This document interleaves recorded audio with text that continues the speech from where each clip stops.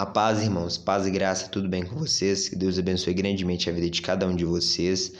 Nesse vídeo eu vou estar falando aqui a respeito da mulher repudiada, com base em João capítulo 4, quando Jesus conversa com a mulher samaritana. E eu vou estar demonstrando com completa clareza de pensamentos que aquilo que estava na boca de Jesus, a mensagem que ele falava, é completamente contrária à mensagem que é falada hoje pelos pastores, pelas igrejas, pelos bodes guias, porque eles induzem as pessoas a ir em direção a um abismo. Então, a nossa missão não é obrigar as pessoas a fazer o que é certo, mas é avisar elas que quando elas fizerem o que é errado, elas vão cair diante do abismo e a vida delas vai ser destruída. Tem pessoas que vão em direção ao abismo e essas pessoas não sabem que elas estão se autodestruindo. Então, essa é a nossa missão, é avisar a pessoa para ela, se ela quiser pecar, ela não vai pecar em paz, ela vai saber que ela está fazendo o que é errado. Então, eu vou começar fazendo a leitura de João capítulo 4, e a primeira coisa que você precisa ter em mente é que a natureza do homem ela é completamente diferente da natureza da mulher. Se você quiser aceitar isso, você está fazendo o que está na Escritura, mas se você não quiser aceitar isso, é problema seu também. No Antigo Testamento, mesmo não sendo a vontade ideal de Deus, Deus permitiu com que um homem tivesse várias mulheres, mas Deus nunca permitiu com que uma mulher tivesse dois homens ao mesmo tempo. Isso acontece porque a natureza, a biologia do homem é diferente da natureza da mulher. A mulher é propriedade do homem, é isso que a Escritura mostra. Então, a partir do momento que o homem possui uma mulher que já tem dono, ele está cometendo um crime de roubo ao quadrado, porque o adultério é um roubo ao quadrado, já que a mulher pertence ao homem. Tem vários textos no Antigo Testamento, mesmo no Antigo Testamento, quando o divórcio ele era mais relaxado, já que a gente sabe que Jesus arrochou o divórcio lá em Mateus capítulo 19, tem vários textos onde Judá, por exemplo, ele não continua coabitando com Tamar, porque aquela mulher não era lícito ele ter propriedade, possuir aquela mulher, não era lícito. Da mesma forma, Davi, quando as mulheres dele, Davi tendo várias mulheres, quando o filho dele possuiu aquelas mulheres, Davi nunca mais tocou nelas, porque não era lícito Davi tocar nelas novamente, porque seria um adultério, porque aquelas mulheres haviam pertencido a um outro homem e não podia voltar para ele. Então, existem esses textos no Antigo Testamento e Jesus, conhecendo aquilo que se encontra em Gênesis capítulo 2, que se torna uma só carne, Jesus vai falar o seguinte para a mulher samaritana. Afirmou-lhe Jesus: quem beber desta água tornará a ter sede. Aquele, porém, que beber da água que eu lhe der, nunca mais terá sede. Pelo contrário, a água que eu lhe der será uma fonte a jorrar para a vida eterna.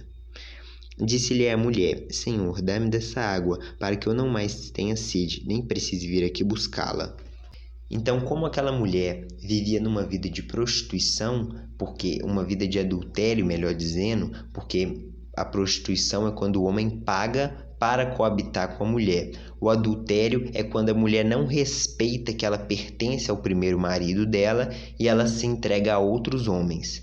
Então, o que Jesus está falando para ela ali, e por isso que Jesus vem falando desse contexto de água, é porque a devassidão sexual não é capaz de saciar a pessoa. Somente Deus tem esse poder de saciar a pessoa. A cura, quando a mulher vive na prostituição, é ela se saciar e se contentar em Deus. Não existe mais relacionamento para a mulher depois que ela cai na vida de prostituição. Jesus: vai, chama teu marido e vem cá. Ao que lhe respondeu a mulher: não tenho marido. Replicou-lhe Jesus: bem disseste, não tenho marido, porque 5 maridos já tiveste, e esse que agora tens não é o teu marido. Isso disseste com verdade. Então Jesus ali, ele fala com aquela mulher que ela já tinha tido 5 maridos e que o que agora ela tinha não era o verdadeiro marido dela, não é o teu marido. Então por que Jesus está falando isso? Se fossem os pastores modernos pregando ali para a mulher samaritana, eles iriam falar assim: você já teve 5 maridos, mas agora você tem que ser fiel a esse sexto marido seu. Você tem que esquecer tudo o que aconteceu para trás, porque o passado não interfere em nada na sua vida agora. Independente se você já pertenceu a 5 ou a 50 homens antes, agora você tem que ser fiel a esse sexto marido seu. É isso que os pastores estariam pregando, e inclusive incentivando o marido da mulher samaritana a permanecer com ela, mesmo ali sendo um caso claro de adultério. Então, é muito claro o que Jesus está falando que ele não é o seu marido. Já vi pessoas que inclusive são casados com mulheres que são adúlteras, falando que aquele não era o marido dela ainda. Então, como se Jesus estivesse dizendo que ainda ia chegar um sétimo marido para casar com ela, e aí sim, aquele ali seria o sétimo marido dela verdadeiro. Então, todos os 6 ela escolheu errado. Ela só sabia errar, e aí o sétimo ia ser o verdadeiro. Então, é baseado no amor romântico, que o amor romântico lá de Romeu e Julieta é esse amor romântico, que vai vir um alguém ainda, um alguém perfeito, sendo que a Bíblia não mostra isso. A Bíblia mostra o casamento de contrato. A mulher cumpre o papel dela e o homem o papel dele. Senhor, disse a mulher, vejo que tu és profeta. Nossos pais adoravam neste monte. Vós, entretanto, dizeis que em Jerusalém é o lugar onde se deve adorar. Disse-lhe Jesus, mulher, podes crer-me que a hora vem quando nem neste monte, nem em Jerusalém adorareis o Pai. Então Jesus está falando ali que eles não vão adorar nem no monte e nem em Jerusalém. Porque a mulher pergunta, onde é o lugar certo de se adorar? E aí ela está fazendo essa pergunta porque ela está querendo saciar a sede dela, que ela começa desde o começo do capítulo. Ela foi buscar água, mas Jesus fala, me dá dessa água. E aí a mulher samaritana fala, você é judeu, como que você está me pedindo isso? E aí Jesus vai falar, eu tenho uma água que vai saciar a sua sede, porque aquela mulher estava buscando na vida de adultério dela, saciar essa sede dela. E aí Jesus fala, essa sede sua você só vai saciar em Deus, em mim. Eu sou a vida eterna.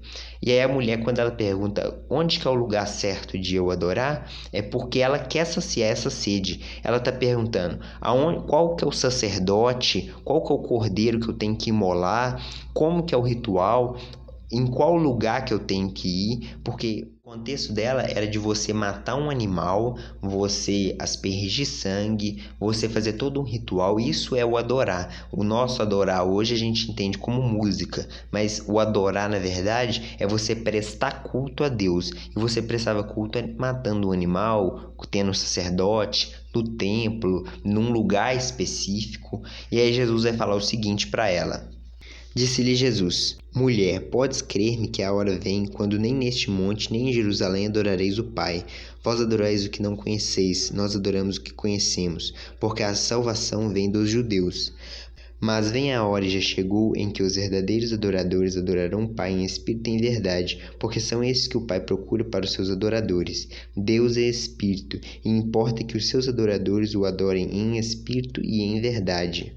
Então, o que Jesus está falando é que, da mesma forma que Jacó, ele se foi naquele monte e ele adorou a Deus, e aquele monte se tornou um lugar especial porque Jacó esteve ali, porque Jacó adorou em espírito e em verdade. Então, Jacó adorou a Deus com sinceridade, não importou o local onde Jacó estava.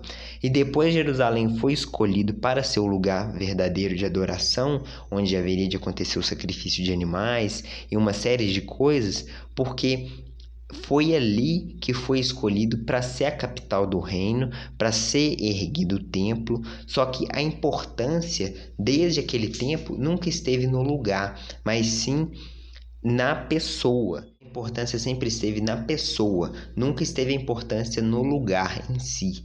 Então, o que fazia daquele lugar especial eram as pessoas que estavam ali. E Jesus está falando que ele é o verdadeiro cordeiro, ele é o sacerdote e ele é aquele que você, se entregando a ele, você está prestando o verdadeiro culto a Deus. Obrigado por vocês terem acompanhado o vídeo.